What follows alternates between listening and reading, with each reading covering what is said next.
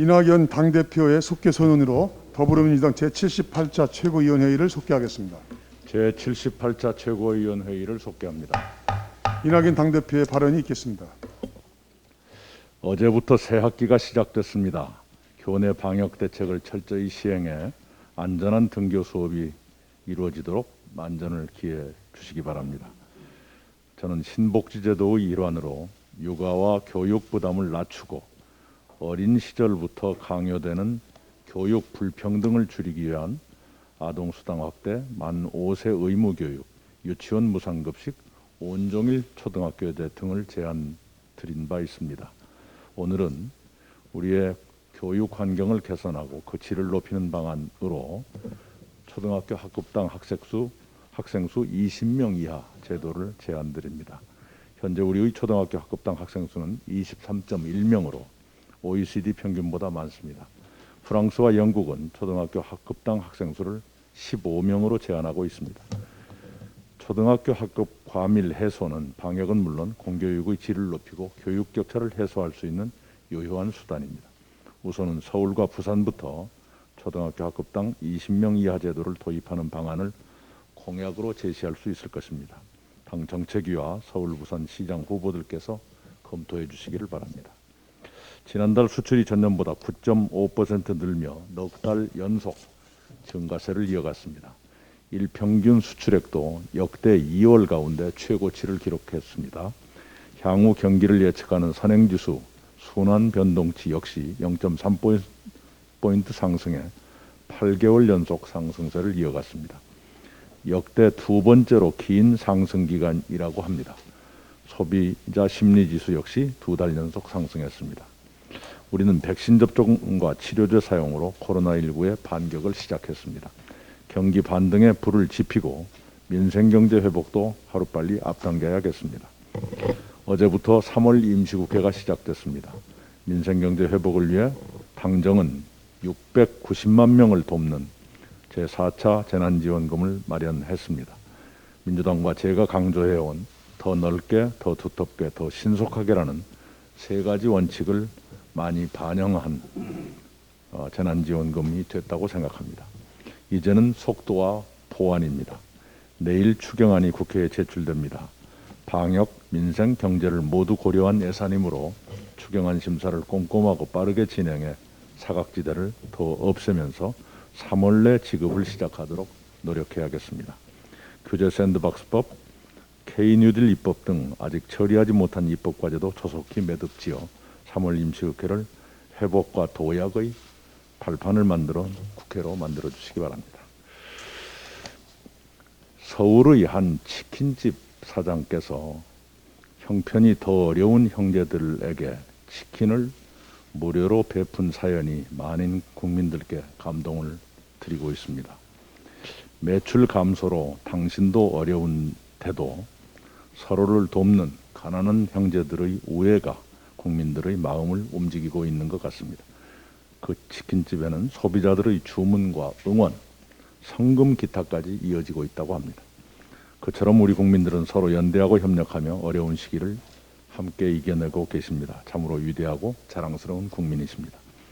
그러나 야당 지도자들께서는 입에 올리기도 민망한 표현으로 정부를 비아냥하며 발목 잡기를 계속하고 있습니다.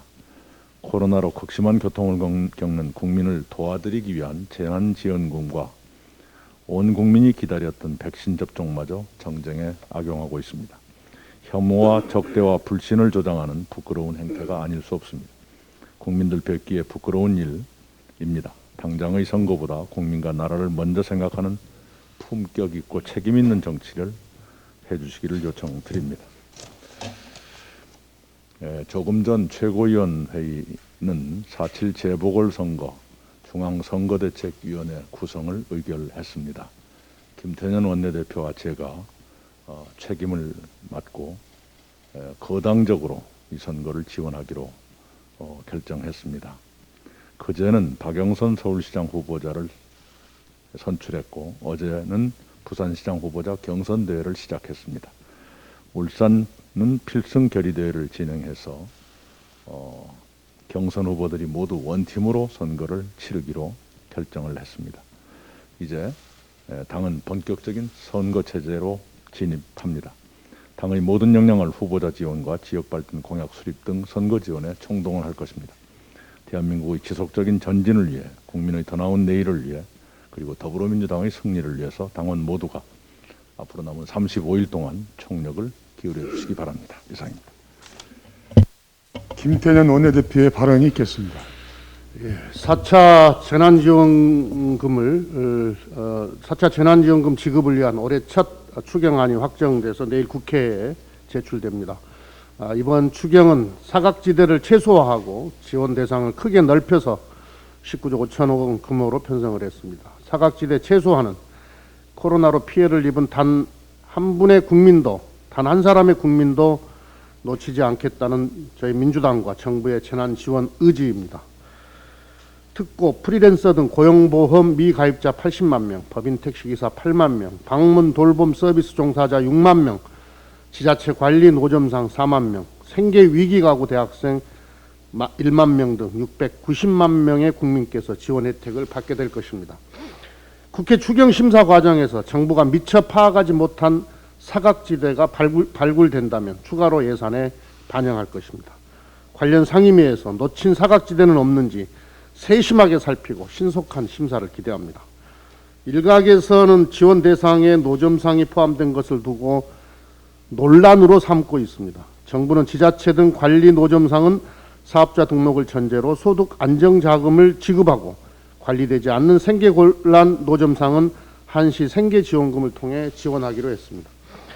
코로나 재난지원금은 피해가 기준이지 납세에 대한 급부가 아닙니다. 납세 대상이지만 정책적 공제 등으로 실제로 납부세금이 거의 없는 계층도 많습니다.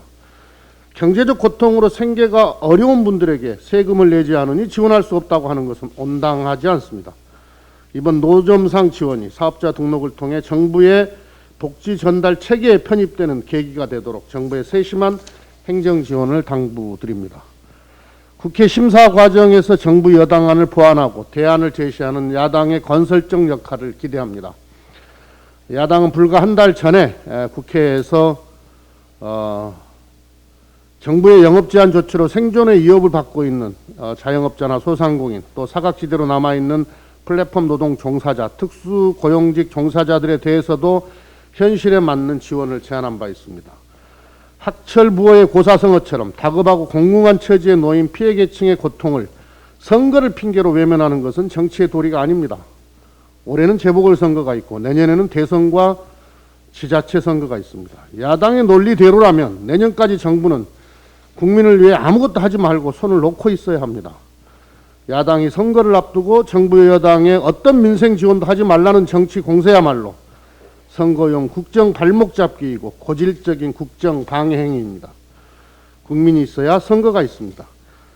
야당은 선거가 먼저인지 몰라도 더불어민주당과 문재인 정부는 국민의 민생이 우선입니다. 야당이 국민이 고통을 받든 말든 오직 기승전 선거에만 목을 매더라도 더불어민주당은 국민 우선의 민생 정책을 일관되게 밀고 가겠습니다. 국민의힘의 백신 불안 조장 행위가 도를 넘고 있습니다. 어제 김종인 위원장은 아스트라제네카라는 유럽에서 기피하는 백신 종류가 우리나라에 들어와 접종되고 있다고 말을 했습니다. 제1야당 대표의 발언으로는 믿기지 않은, 세상을 어지럽히고 국민을 속이는 저급한 유언비어입니다. 거듭 말씀드리지만 아스트라제네카 백신은 안정성 논란이 없는 백신입니다. 세계보건기구와 유럽연합에서 사용을 승인하고 또 권고하고 있습니다. 그동안 임상 자료가 부족해서 고령층에 대한 유효성에 의문이 제기되었지만 임상 결과를 통해 이 문제도 점차 해소되고 있습니다. 영국 공중보건국의 발표에 따르면 고령층에 아스트라제네카 백신을 1차 접종한 결과 4주 뒤 입원 예방에 80%의 효과를 보였습니다. 그에 따라 프랑스는 1일부터 74세까지 접종을 허용했고 독일도 접종을 위한 새로운 공고안을 준비하고 있습니다. 두 나라 모두 고령층에 대한 백신의 효과가 증명되자 접종을 시행하거나 할 계획입니다. 그런데도 김종인 비대위원장은 아무 근거도 없이 아스트라제네카가 유럽에서 기피하는 백신이라고 주장하고 있습니다. 정부의 방역을 깎아내리기 위한 정치 공세에도 정도가 있습니다. 근거 없는 주장으로 불안과 공포를 조장하는 것은 백신에 대한 국민의 수용성을 떨어뜨리는 매우 위험천만한 행동입니다. 김종인 위원장과 국민의힘은 백신 불안과 공포를 조장하려는 발언을 당장 멈추고 근거를 밝히기 바랍니다. 더불어민주당과 정부는 백신의 투명성과 안전성에 입각해 접종이 원활하게 이루어지도록 힘쓰고 있습니다. 야당도 국민의 생명과 안전을 최우선한다면 무책임한 언행을 자제해서 코로나 위기 극복 노력에 찬물을 끼얹지 말기 바랍니다.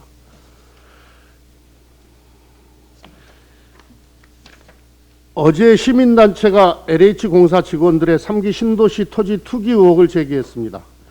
만약 사실이라면 매우 충격적이고 참담한 사건입니다. 부동산 정책 최일선 실무집행기관 직원들의 투기 의혹은 정부의 부동산 투기 근절 대책에 찬물을 끼얹는 반사회적 행위입니다. 국토부는 철저히 진상을 조사하고 만약에 사실로 밝혀질 경우 엄정한 조치를 취할 것을 요구합니다. 아울러 3기 신도시에 대한 전수조사를 통해 투기에 관여된 공무원과 공공기관 직원에 대해서는 단호한 조치를 취하기 바랍니다. 최고위원의 발언이 있겠습니다. 예, 저도 백신 관련해서 한 말씀 드리겠습니다. 주말이 있었음에도 불구하고 어제 하루에만 4만여 명이 백신 접종을 했습니다. 한국의 백신 누적 접종자는 3월 2일 4시 기준으로 64,654명입니다. 우리보다 9일 빠른 2월 17일부터 백신 접종을 시작한 일본은 3월 1일까지 34,772명 접종을 했습니다. 우리 속도가 훨씬 빠르고 누적 접종자 수도 일본을 넘어섰습니다. 우려와는 달리 백신 접종이 순조롭게 진행되고 있고 참여율도 높습니다. 이상 반응 150여 건이 신고됐지만 중증은 하나도 없습니다. 정말 다행입니다. 순조로운 백신 접종으로 올해 11월 코로나 극복의 그날까지 우리 의료진, 방역당국, 국민 모두 한마음으로 노력을 해 나갈 것입니다. 이런 국민의 여망, 기대와는 달리 최근 백신에 대한 가짜뉴스가 나돌고 있습니다.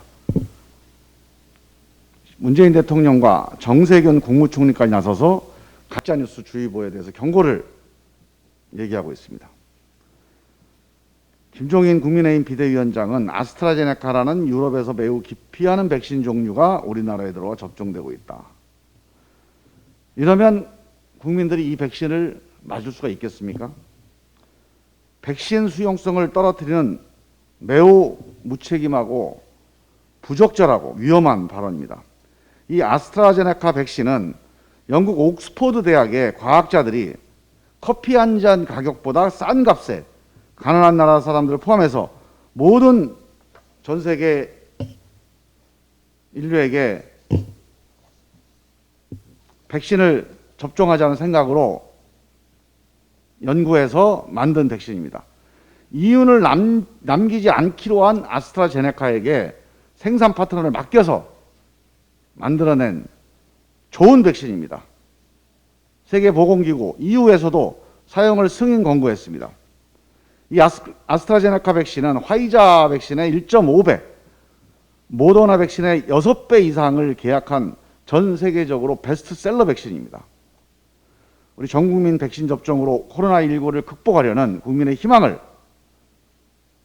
흔드는 가짜뉴스, 이 가짜뉴스를 국민의힘이 더 이상 퍼뜨리지 말기를 강력하게 촉구합니다.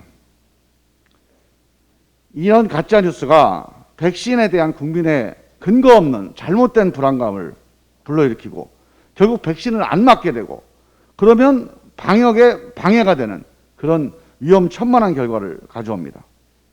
이전에도 국민의힘은 백신 물량 확보하지 못했다면서 연일 정부를 비판하고 이제 백신 물량을 확보해서 순조롭게 백신을 접종하고 있으니까 그 백신 위험하다고 국민들에 맞지 말라는 이런 가짜뉴스를 퍼뜨리고 있습니다. 정말 국민의 힘인지 국민의 짐인지 국민들께서 단호하게 심판을 해 주셔야 된다고 봅니다. 지금 코로나19는 전 세계적으로 유례가 없는 처음 가보는 세상입니다. 정치인들 방역 전문가도 아니고 또 의료 전문가도 아닙니다. 방역 대책, 의료 대책은 정치적 논쟁 사안이 아닙니다. 선거 앞두고 표 흔들기 위해서 꺼낼 수 있는 그런 가벼운 사안이 아닙니다. 코로나 방역과 백신, 의료 대책은 방역 당국, 의료 전문가한테 맡기고 불신 조장하는 방역 방해 발언은 삼가해 주시기를 다시 한번 촉구합니다. 이상입니다. 염태영 최고위원의 발언이 있겠습니다. 예, 두 분이 앞에 얘기했지만 저도 한마디만큼 덧붙이고 가겠습니다. 코로나 백신 접종, 우리 국민들의 적극적인 참여와 협조 덕분에 원만히 진행되고 있는 이 시국에 제1야당 비대위원장의 이러한 거짓 발언은 참으로 우려스럽습니다.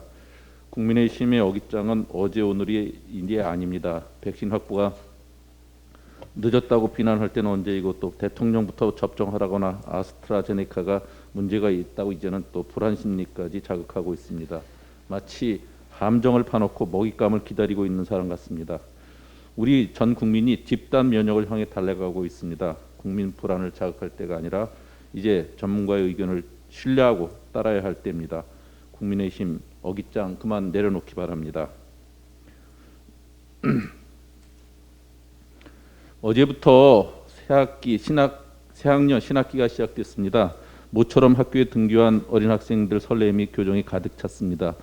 이번 신학기부터 고등학교 전학년 무상교육이 시행됩니다. 고교생을 둔 가정은 연간 160만 원의 학비를 절감하게 됩니다. 육성회비가 없어서 선생님께 혼났던 부모 세대의 경험은 이제 지난 역사가 되었습니다. 2004년 노무현 정부가 중학교 무상교육을 시작했고 문재인 정부 들어 고교 무상교육까지 완성했습니다. 17년이 걸렸습니다. 모든 국민은 능력에 따라 균등하게 교육받을 권리를 가진다는 헌법의 교육 기본권에 한 걸음 더 다가서게 된 것입니다. 초중고교 무상 의무 교육은 국가의 책무이자 시대적 과제입니다.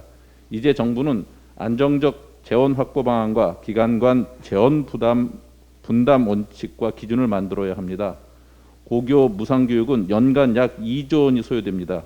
2024년까지 한시적으로 교육부와 시도교육청이 각각 47.5%씩을 그리고 지방정부가 5%를 분담합니다.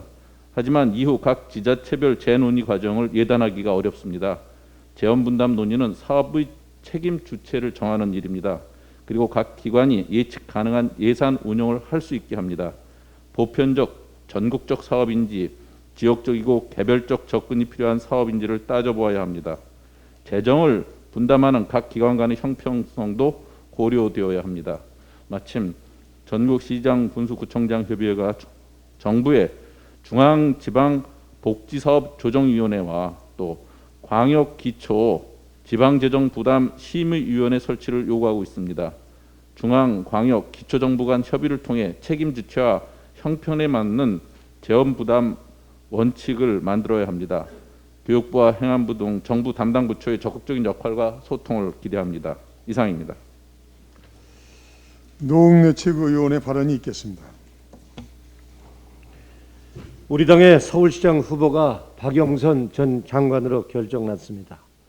선전한 우상호 후보에게도 깊은 경의를 표합니다.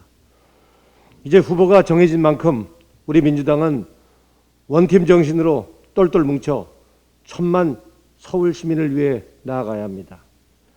현재 야당은 민생은 뒷전인 채 오로지 정권 심판론만 꺼내들고 있습니다.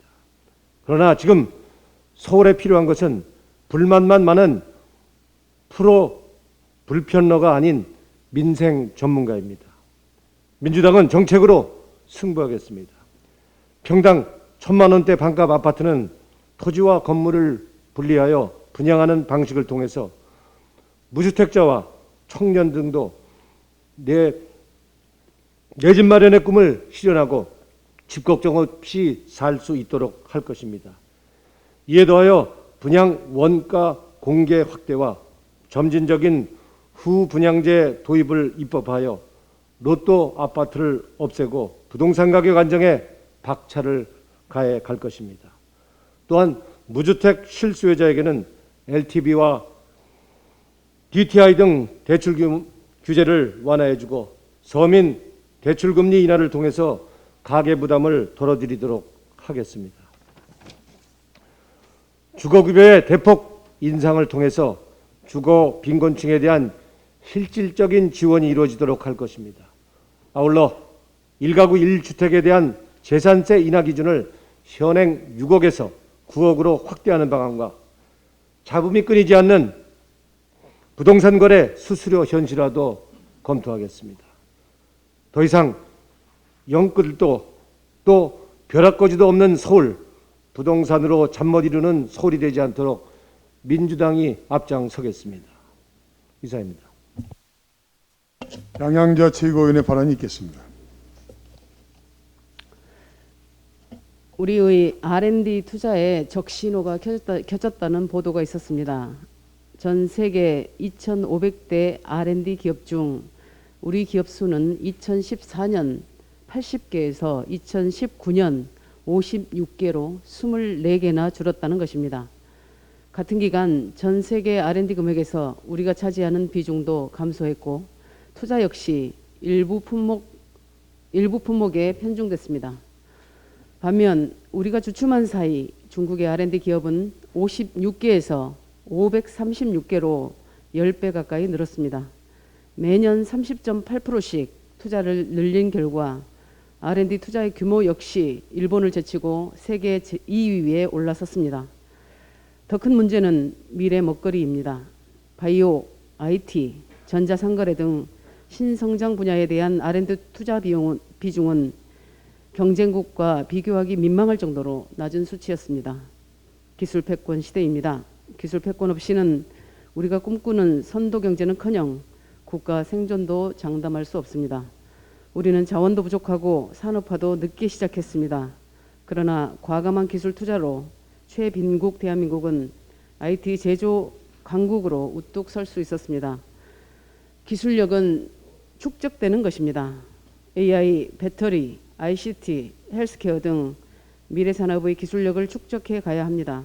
뒤처진 만큼 R&D에 압도적으로 지원하고 획기적으로 투자해야 합니다. 무엇보다 기업의 R&D 투자가 활발해져야 합니다. 기업이 나서야 기술 개발의 폭도, 깊이도 커집니다. 기업들이 R&D에 명운을 걸게 할 지원책을 펼칠 때입니다. 특혜론이나 퍼주기 같은 과거 프레임을 두려워하면 안 됩니다. 기술 경쟁은 속도전입니다. 프레임에 갇혀 주저하면 도태될 수밖에 없습니다. 틀을 깨는 R&D 뉴딜로 빠르게 미래를 준비해야 합니다. 우선 R&D 세액 공제를 과감히 늘립시다. 특히 미래 성장 동력에 대한 R&D 세액 공제를 대폭 확대해야 합니다. 대기업과 중소기업 구분도 없어야 합니다. 패권국가를 위한 첨단 기술 개발 중심에 있는 대기업을 소외하면 효과만 줄어듭니다. 대기업을 통한 R&D 낙수 효과도 반감될 것입니다. 다행히 정부가 신성장 원천기술 분야의 세액 공제를 늘리고 있습니다. 여기서 그치면 안 됩니다. 산업 특성에 맞는 개별 세제 지원책을 발굴해야 합니다. 현장의 목소리를 듣고 해외 사례도 면밀하게 살펴야 합니다. 전에 없던 파격 지원으로 기업들의 R&D 투자의 불가역적 환경을 만듭시다. 기업들이 먼저 뛰게 만들겠습니다. R&D 뉴딜로 대한민국 없이는 설명할 수 없는 4차 산업혁명 시대를 열겠습니다. 이상입니다. 박봉배 최고위원의 발언이 있겠습니다. 지난 26일 역사적인 아에로 기본협약 비준 동의안이 국회 본회의를 통과했습니다. 양대 노총은 즉각 환영 성명을 발표했습니다. 하지만 아직 과제들이 남아 있습니다. 먼저 기본협약 발효 시점까지 남은 1년 동안 협약과 충돌하는 국내법을 정비하는 작업이 필요합니다. 아에로 기본협약 비준을 위해 지난 12월에 개정한 노조법은 근로자의 개념을 넓히는 대신 노조 가입 범위를 넓히는 방식으로 특수고용직과 해고자 등에 노조할 수 있는 방법을 부여했습니다. 따라서 현행법으로는 여전히 특수고용직이나 자영업자의 단결권 행사는 쉽지 않습니다. 한 EU FTA 전문가 패널은 이러한 이유로 노조법의 근로자 개념을 개정해야 한다고 권고한 바 있습니다. 정부는 기본 협약을 비준하고도 이를 이행하지 않는다는 이유로 통상 리스크가 재발하지 않도록 기본 협약과 충돌하는 노조법 조항들을 재검토해 주시기 바랍니다. 당도 지속적으로 관심을 기울이도록 하겠습니다. 8개의 기본 협약 중 유일하게 비준하지 못한 105호 강제노동 철폐 협약 비준 준비도 필요합니다. 아이로 회원국 187개국 중 176개국이 비준한 동협약은 정치적 견해와 의견 표명, 파업 참가에 대한 제재 수단으로 강제 노동을 이용해서는 안 된다는 원칙을 담고 있습니다. 정부는 노동권 보장 및 확대를 위한 다음 과제로 아이로 회원국의 가장 기초적 의무이자 노동인권 보장을 위한 최소한의 기준인 105호 기본협약을 비준하는 방안을 검토해야 할 것입니다. 최근 중앙사고수습본부가 감염병 전담병원 등에 파견한 의료인력과 작성한 근로계약서에 보수지급 시기와 유급 휴가일 등이 기재되지 않아 근로기준법을 위반했다는 보도가 있었습니다. 이에 1977년에 채택된 149호 간호인 협약이 주목받고 있습니다. 동협약에서 가장 주목할 것은 협약의 적용 대상인 간호인, 너싱 퍼스널의 개념입니다. 협약 1조 1항은 간호인은 간호 돌봄과 간호 임무를 제공하는 모든 범죄 사람을 포함한다고 규정함으로써 국내법상 근로기준법 적용 대상자인 간호사뿐만 아니라 간병인과 요양보호사 등 모든 간호인에게 근로기준법 적용을 받는 노동자들과 동일한 근무 조건을 보장할 것을 규정하고 있습니다. 만성적인 간호인력 부족과 낮은 보수, 열악한 돌봄 종사자의 처우는 코로나19 이전부터 우리 의료체계의 문제점으로 지적되었습니다. 적절한 근무 조건의 제공을 통한 원활한 간호인 확보는 향후 중요한 국가 경쟁력이 될 수 있습니다. 정부는 시대적 요구에 조응하는 아이로 협약 149호 간호인 협약의 비준 방안에 대해서도 적극 검토해 주시기 바랍니다. 이상입니다. 박성민 최고위원의 발언이 있겠습니다.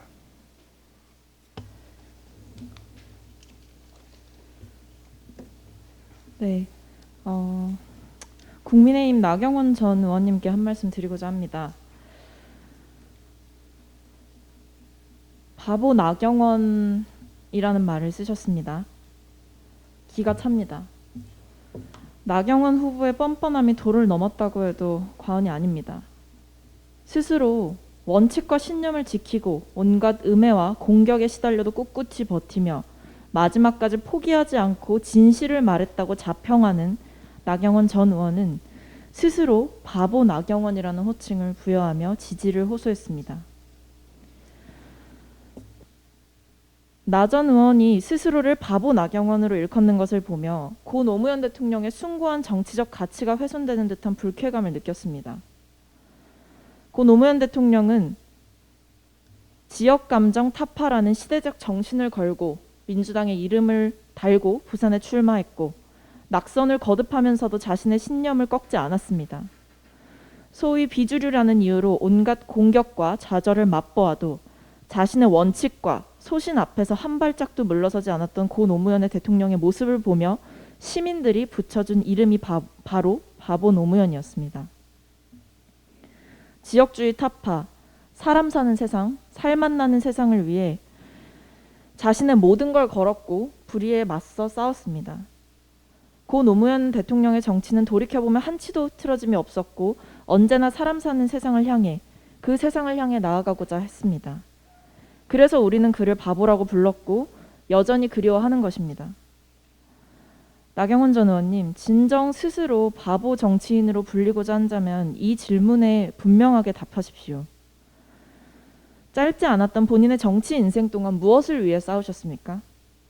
정치인 나경원의 원칙과 신념은 무엇이었습니까? 나 전 의원님의 과거 행보를 찾아본 저로서는 이 두 질문에 대한 아무 답도 찾을 수 없었습니다. 원내대표로 계시는 동안 문재인 정부를 상대로 한 장외투쟁에서 부적절한 어휘를 사용했고 국회 교섭단체 대표 연설 자리에서 문재인 대통령을 향해 김정은의 수석 대변인이라 칭하며 돈 없는 정치 공세를 하셨습니다. 2019년 국회 패스트트랙 사건 당시 강경투쟁을 주도하면서 쇠지렛대를 들어보이고 동물국회에 선봉했으셨습니다. 의회 민주주의를 파괴하고 강경보수의 노선에 뛰어들기를 주저하지 않으셨습니다. 돌이켜보면 나후밖에 남은 건 오직 강경보수의 성봉장이라는 언행뿐이지 않습니까? 한 역사적 개인의 모든 신념과 가치가 담겨있는 바보라는 단어가 자격 없는 개인에 의해 오남용되는 상황을 보며 차마 저는 묵과할 수 없었습니다. 함부로 바보 정치인이라는 호칭을 스스로에게 부여하지 마십시오. 함부로 노 전 대통령의 이미지를 사용하지도 마십시오. 시대의 흐름을 바꾸기 위해 모든 걸 던져보지도 않았고 일관된 가치를 주장해본 적도 없는 이에게, 그리고 오로지 계산과 권력, 개발만을 향해 달려온 이가 바보라고 불릴 이유는 없습니다.